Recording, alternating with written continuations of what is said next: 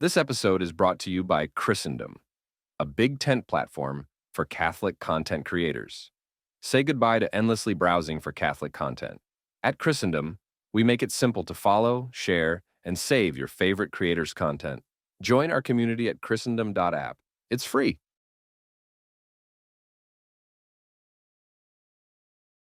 Hello, everybody. I am John Allen, and this is Last Week in the Church, the show where we look back over our shoulders at the week that was on the Vatican and Global Catholic Church beat.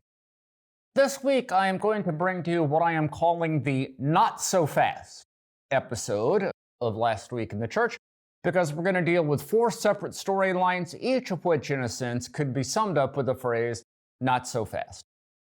We begin with the latest development on the Vatican's trial of the century. This was the trial in which 10 defendants, including, for the very first time, a cardinal, Italian Cardinal Angelo Becciu, were accused of various forms of financial crime related to a star-crossed, ill-fated $400 million purchase of a piece of real estate in London. The Vatican Tribunal this week delivered its motivazione, or motivations, that is, the reasoning in law and in fact for the verdicts it reached last December. Perhaps the most interesting portion was where the tribunal tried to defend its own independence for a variety of reasons. Many observers are saying, not so fast. We'll take a look. Second up this week, Pope Francis recently announced a second round of pay cuts for his own cardinals. That fact drew the predictable sort of smirks and satisfied grins from people who have long felt that princes of the church enjoy too much power, privilege, and luxury. However, an association of Vatican employees is, well, basically saying, not so fast, warning that what is now happening to cardinals may soon be happening to the rest of them with some fairly negative consequences. We'll unpack. Third up, Pope Francis, during his recent trip to Belgium at the end of September, announced plans to canonize the late King Baldwin, who ruled Belgium from 1951 to 1993, and who once resigned for a day rather than sign abortion into law. Now, you might expect secular Belgians to object to that, but what is of note this past week is that an African Catholic cardinal joined the chorus of those saying not so fast. We'll explain why the Cardinal of Congo said there are good reasons we might want to wait before we decide to give King Baldwin a halo. And finally, this week, not so fast to an attempt by a couple of private citizens in the nation of Peru to file a criminal complaint against a papally appointed Vatican investigator of abuse cases. We'll explain why a couple of lawyers there are saying this case ain't going anywhere. And yes, I'm intentionally employing the kind of colloquial double negative there, basically saying, well, I mean, to quote one of them, it's mind-blowing that this happened at all. We'll explain why. All that and more is waiting for you on this episode of Last Week in the Church. So please don't go anywhere. We will be right back. All right, welcome back, everybody. Happy Tuesday to you. Happy Tuesday, November 5th, 2024. This, of course, is Election Day in the United States, and we will have plenty of analysis next week about what the implications for church-state relations may be, no matter what happens today. But, I mean, all I can say for those of you who are Americans and watching this broadcast is, please do get out and vote if you haven't done so yet. And secondly, please keep things cool. Let's try to make sure that at least for once, there's more light than heat in an electoral process in the United States, because God knows, we've had plenty of heat in the recent past. All right.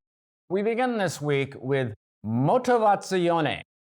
Literally, that means motivations, and it's the term in Italian jurisprudence for when a court files the reasons for its verdicts. That is, the reasons both in law and in fact. Often these motivazioni come well after the verdicts are announced. And so it was this past week that the Vatican tribunal, that is its civil tribunal, not dealing with anything having to do with faith and morals, but that deals with civil and criminal procedure, it delivered, after almost 11 months, its motivazione for the verdicts it reached last December in the trial of the century. That's the trial against Italian Cardinal Angelo Becciu and 9 other defendants, 8 of whom, including Becciu, were convicted of various forms of financial crime having to do principally with the purchase of a former Harrods warehouse in London, although in Becciu's case it also had to do with transfers of money from the Vatican to a Catholic charity on the island of Sardinia, where he is from. This charity was run by his brother.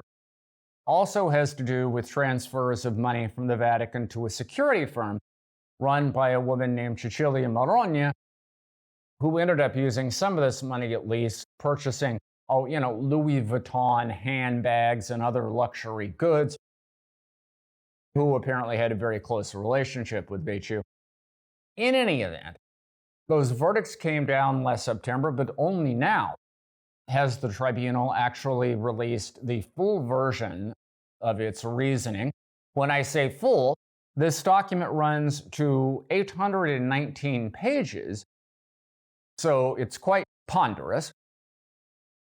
In the real world, I suppose, the main significance of this document is that it allows the appeals to those verdicts. And by the way, those verdicts were appealed both by the defendants, who said, hey, we're not guilty, but also by the prosecutor, who said, wait a minute, these verdicts should have been harsher, right? So both sides, and in the Vatican system, you can do that. Both sides are appealing.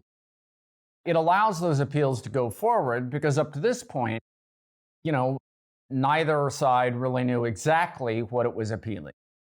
So now that process can begin, we'll see what happens. But if you don't have an interest in the specific principles in this case, that is, the parties involved, then perhaps the most interesting element of these motivazioni come somewhat near the beginning, in which the tribunal tries to deal with some of the due process arguments that were brought up during the course of the trial, and in particular tries to deal with the complaint that because the Vatican tribunal is not actually independent, therefore the trials it conducts cannot be seen as fair and impartial by contemporary standards of due process and criminal procedure.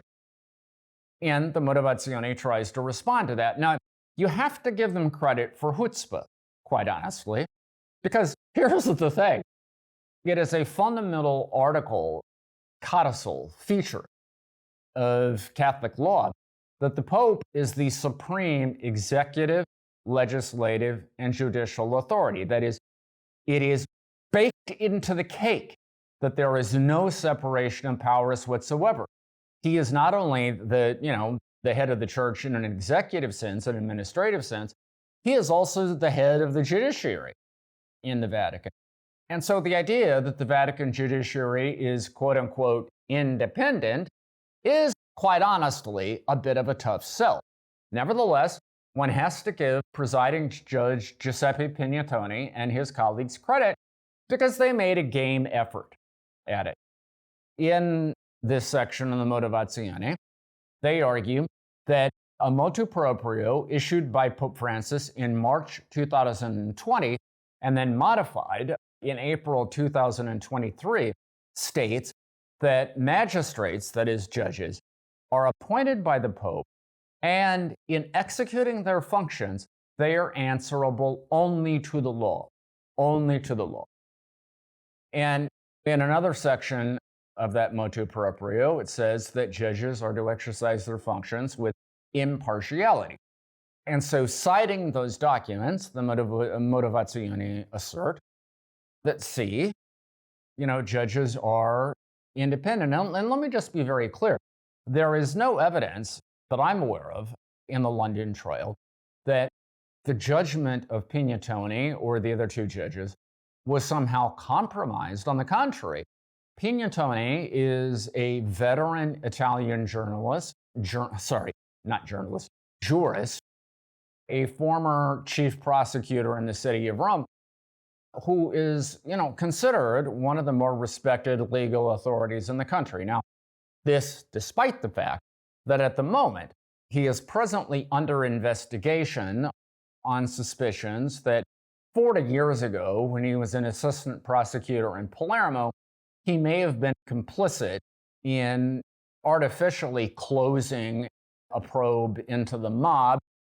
That aside, there are no other real blemishes on his record, and I think most people would believe that in arriving at the judgments he did in the London case, he believed he was doing so independently, under his own authority, and, not under anybody's thumb. The problem is not Pignatoni or any of the other personalities. The problem here is instead structural. Okay, consider the following three structural realities about the Vatican's justice system. Number one, not only does the Pope name judges, he can also fire them. In that same motu proprio that the Motivazione mentioned, that is both of them really, the one from 2020 and the one from 2023, it says the Pope at any time can remove a judge either permanently or temporarily for what is described as demonstrated incapacity. Of course, it's up to the Pope to decide what demonstrated incapacity means. Now, look, there's no evidence that a Pope has ever used that authority to get rid of a judge who is defying his wishes, but he could, and there's absolutely nothing structurally to stop him from doing so, and every judge who takes a job in the Vatican knows that full well. Okay, point two. It is also a fundamental article of Vatican law, it's in the Constitution of the Vatican City-State, that a Pope can decide at any stage of a process, either criminal or civil, to reassign a case from one court to another, from one body to another. He can do that without explanation and with no possibility of appeal. Now, again, no Pope has ever actually exercised that right, but everyone involved knows that he could. The power exists. And number three, a Pope, because he is the supreme legislator as well, can change the laws governing a particular trial at any point he wants to. And in fact, Pope Francis did that in the London case. Early on, he issued four what are known as rescripts, like an edict or a decree, that vastly expanded the powers of the Vatican prosecutor during the investigatory phase. And of course, those acts are not subject to judicial review. I mean, in other words, the Pope can do whatever he wants, and no court is empowered to say, not so fast. All right, so for these three reasons, frankly, it is just very difficult for anybody to look at a Vatican tribunal and say it is truly independent. I suggest in the column that I posted on Crux on Sunday that if Pope Francis, or really any Pope, wants to enhance the credibility of the criminal justice system in the Vatican, the best thing he could do would be to voluntarily renounce the power he presently holds as the head of the judiciary and make it truly independent. I mean, look, theologically, a Pope has to be the supreme authority in faith and morals, right? There's no theological reason the Pope has to be supreme also in matters of financial crime, right? That's something that legally qualified experts are in a much better position to handle. So it would be a relatively simple matter for the Pope to divest himself of that authority. And you could argue it would be a logical culmination of a process that began in 1870 with the collapse of the Papal States towards the Pope surrendering all of his temporal authority. Anyway, point is, bottom line, when the Vatican Tribunal says there's no problem with our independence, lots of experts are going to say, not so fast. All right, second this week, recently Pope Francis announced for the second time that he was going to ask cardinals in the Curia, that is the central administrative bureaucracy of the Vatican, to tighten their belts. In this case, he said that he was going to ask well, he wasn't asking them, he was telling them that you were no longer going to get a couple of bonuses to your monthly stipend that are intended to offset the costs of your office and your household.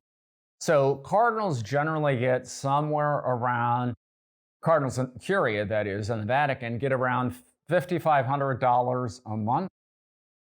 These cuts amount to about $500, so their monthly payout is going from $5,500 to $5,000, more or less, around the edges, okay?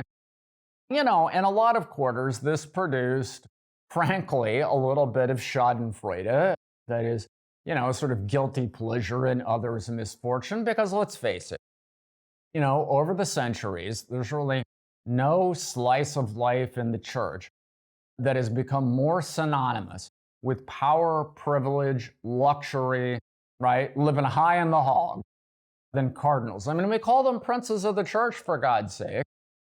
And, you know, historically, they have lived like princes. Now, you know, let's not go nuts. I mean, you know, even before these recent cuts, that $5,500 a month cardinals were getting it's not exactly like, you know, high dollar payouts, right? I mean, if you compare it to, say, corporate vice presidents or senior vice presidents in a university or a hospital, I mean, it's small potatoes, but nevertheless, right? You know, lots of people would say when it comes to pay cuts for cardinals, couldn't happen to a nicer bunch of guys, right? Well, the Association of Lay Employees in the Vatican this week put out a statement saying, well, now, wait a minute. You know, first of all, cardinals don't get all that much. And secondly, they have higher responsibilities than most people. So in many ways, you know, these bonuses they used to get were justified.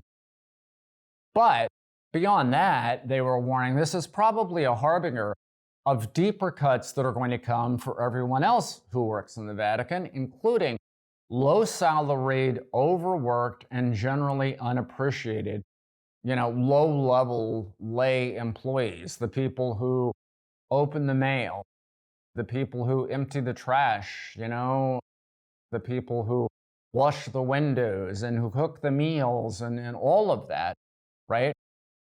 You know, there was a workforce of roughly 4,000 people in the Vatican if we combine the Roman Curia and the Vatican city-state.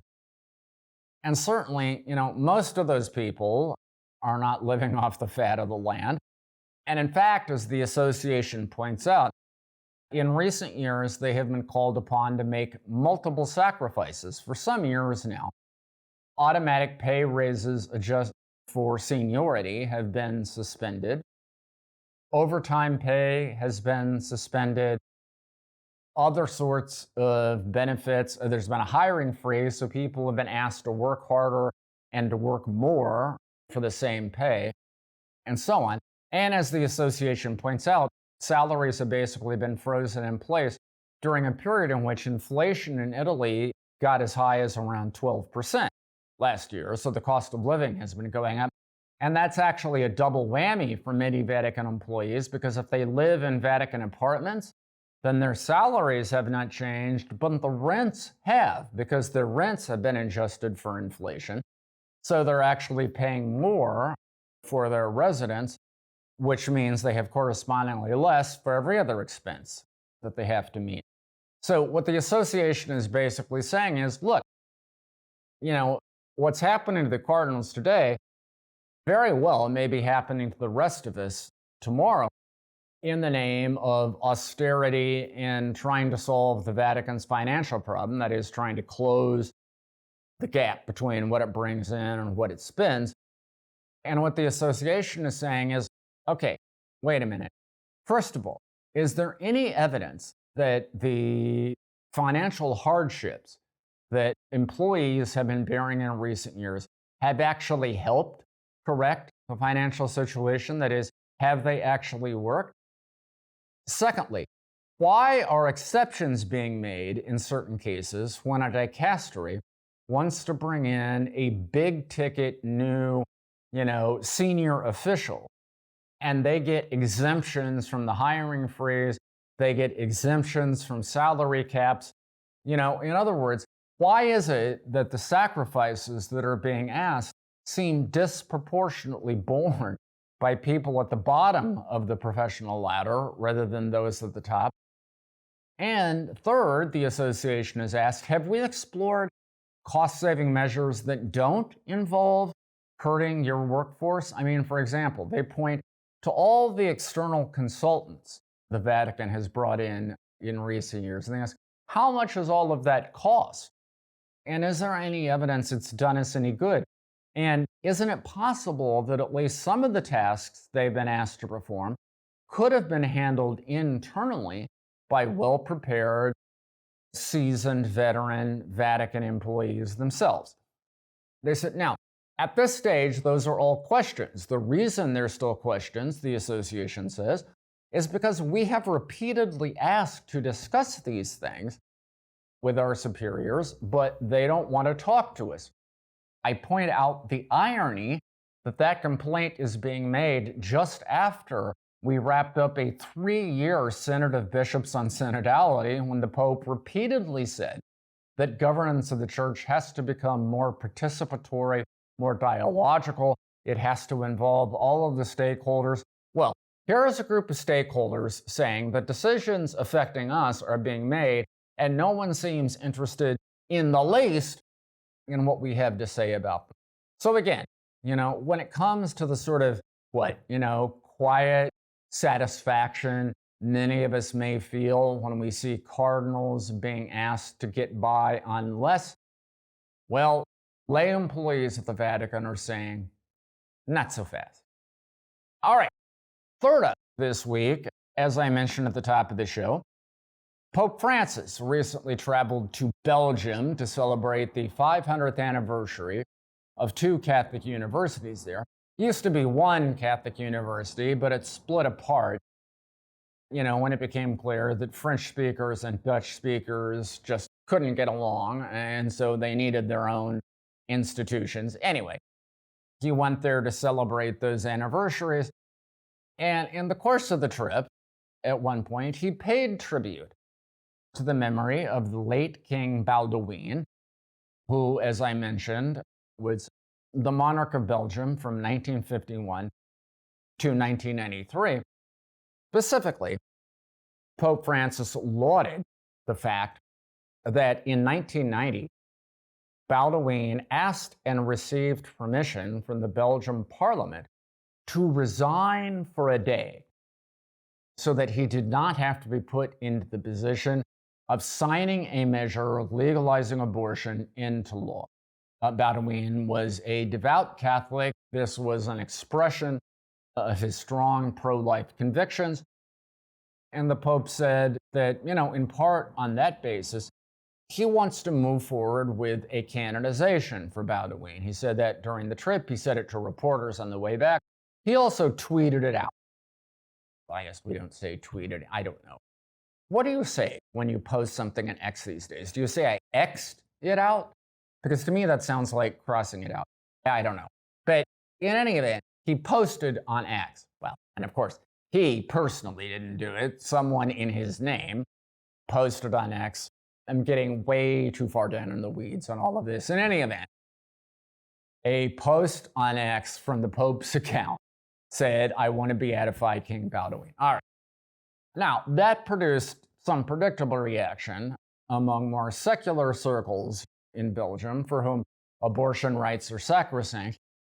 But perhaps more interestingly, because, less predictably, it also produced a red flag from Cardinal Fridolin Ambongo of Kinshasa in Congo, therefore in the Democratic Republic of Congo, the most senior Catholic prelate in Congo, and also the elected president of SECON, that's the Symposium of Episcopal Conferences of Africa and Madagascar, making him more or less the leader of all of the African bishops.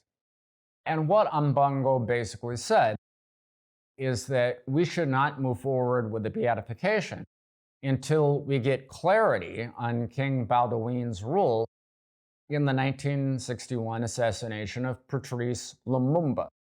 Lumumba was the first elected prime minister of the newly independent Congo. And relatively quickly after he took office, there was a military coup in Congo led in part by Mobutu Sese Seko. Mobutu basically arranged for Lumumba to be assassinated. That took place allegedly with the connivance of Belgian observers and also with the connivance of the American CIA, because Lumumba was a pan-African nationalist who wanted to position the new Congo sort of equidistant between the United States and the Soviet Union. What is interesting about all of this is that when it comes to debates over faith and morals, we often think of the African bishops as very conservative, and fair enough, because on most hot button issues in the West, such as abortion and gay rights and so on, they do tend to be, by our standards, fairly conservative. But, here's an example of an African bishop also taking a position strongly in favor of protecting the legacy of a Congolese leader who most people saw as pretty far out there in a progressive direction, at least no friend of conservatives in the United States and the West. Now, let's be clear. Mbongo said, I want to see what the historical evidence said. If Baudouin is cleared, fine. We will see how this plays out. But all of this is a reminder of 2 points. One, Pope Francis's tendency to govern by surprise sometimes means that he hasn't fully anticipated what the reaction to his own decisions will be. And secondly, the business of stereotyping African Catholics as either liberal or conservative is a kind of artificial Western exercise, the answer to which is going to change depending upon what we're talking about. All right, finally, in the not-so-fast sweepstakes this week, recently, 2 private individuals who have ties to the sodality of Christian life, that is a controversial lay group in Peru that has been under Vatican investigation for a while. These 2 individuals filed a criminal complaint in Peru against Spanish Monsignor Jordi Bertomeu, who was one of 2 investigators sent by Pope Francis to look into the sodality in Peru. These 2 people filed this criminal complaint charging that Bertomeu had leaked their identities and details of their testimony, thereby, abusing his office or abusing his authority. Now, here's the thing. Number one, these 2 individuals had requested to give testimony after the list of witnesses in this process was already closed. Nevertheless, in an act of graciousness, the Vatican investigators agreed to let them testify. There's no evidence that either Archbishop Charles Scicluna of Malta or Bertomeu, the 2 investigators, disclosed anything about who they were or what they said to the press or to anyone else. Secondly, it is an odd codicil of Peruvian law that private citizens can file criminal complaints. But Peruvian legal authorities have said that it is almost certain that this complaint is going to get dismissed because, after all, Bertomeu was an envoy of the Pope who was the head of a foreign state. Therefore, he enjoys diplomatic immunity. He arrived in Peru on a Vatican passport. He's an official of a foreign state and therefore is not subject to prosecution. Thing of it is, what is interesting about all this is it was really the first time that anyone knows of that a Vatican investigator conducting an abuse inquiry on behalf of the Pope was ever charged by a crime. Now, as I say, it is likely to get dismissed, but it does suggest how, what some people call lawfare, right? The use of the legal system as a sort of form of combat it doesn't go away easily. And it does seem to be a recurrent feature of the SCV story. We will continue to track it on Crux. All right, that's our show for this week. Thank you for watching. You can find full coverage of all these stories on the Crux site, that is cruxnow.com. I will be back here next week, same bat time, same bat channel, with the latest and greatest, including, of course, the fallout from the American elections and implications for church-state relations for the next 4 years. You will not want to miss it. So be with us next week. In the meantime, stay safe, stay healthy. Americans, for you guys, stay calm, okay? And I will talk to you again very soon.